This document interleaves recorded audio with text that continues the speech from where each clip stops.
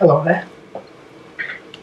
I've been after a 10-stop ND filter for a while now, and this year I finally got my hands on one. So we decided to take a walk down to Clanwyn Island and test it out.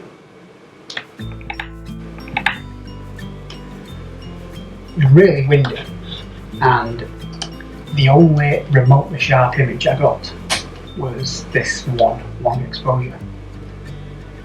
Now, looking at them on the computer, I find that I don't really like what it's done to the sky. I like what it's done to the water.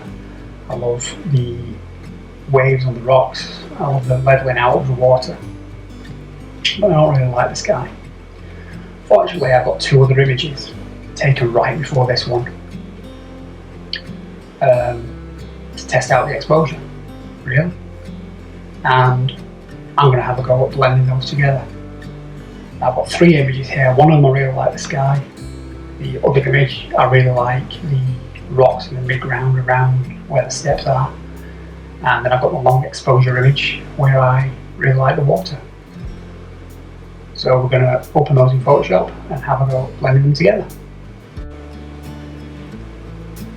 In Lightroom now, I'm going to select all three of these images. I'm going to right click. I'm going to choose Edit In. And I'm going to choose Open as Layers in Photoshop. Okay, in Photoshop now, first thing I'm going to do is align the layers. So I'm going to select all three of my layers, go up to Edit, and go to Auto Align Layers. I'm going to click Auto and OK. Now the layers are aligned, I'll take them away one at a time. You can see that everything lines up nicely.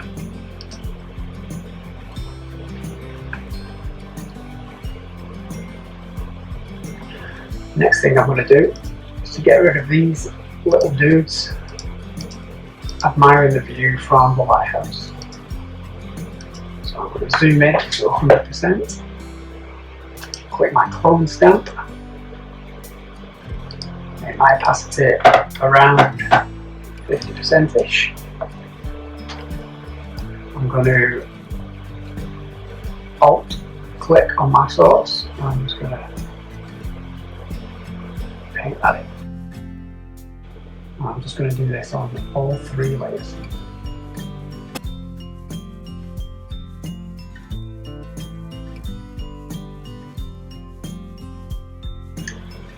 Now I've got rid of my little distractions next to the lighthouse. Just going to crop it very slightly on this image. Okay, so I'm going to create some layers now. So I'm going to go to the sky layer, create a new layer mask, and now I'm going to click Command and I to invert that to black. To make it disappear, I'm going to do the same on the next layer down, because black conceals and white reveals. So to explain that visually, on this middle layer now, I'm going to select the layer, and I'm going to press B for my brush tool. I'm going to make sure that it's selected to white, and anything I paint in there, my layer is going to come back. So I'm using my Wacom, which I've had for years. I really like the Wacom. You can accomplish the same thing with the mouse. So for the mouse, the same thing. I'm going to go brush.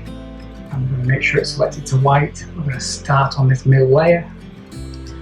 Bring your opacity down to around 10%-ish.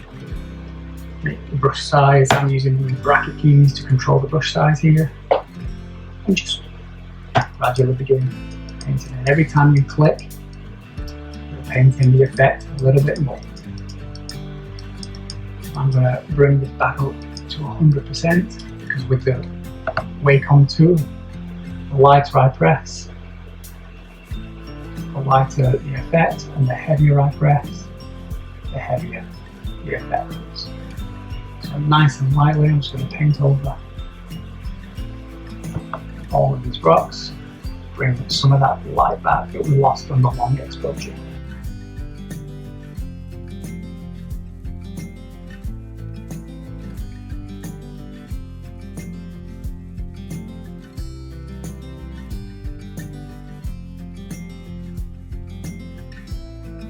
I've gone a bit too far with the rocks over here, so I'm going to select black.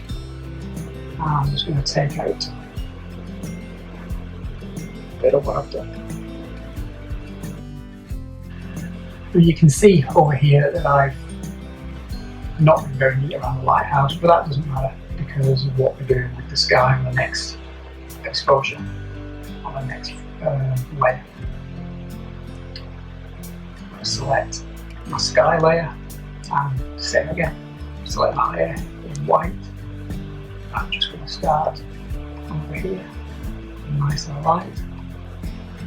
I'm just going to paint the sky back in. And you can see this lovely orange glowing sky is replacing that long exposure there, wasn't it? Fan off.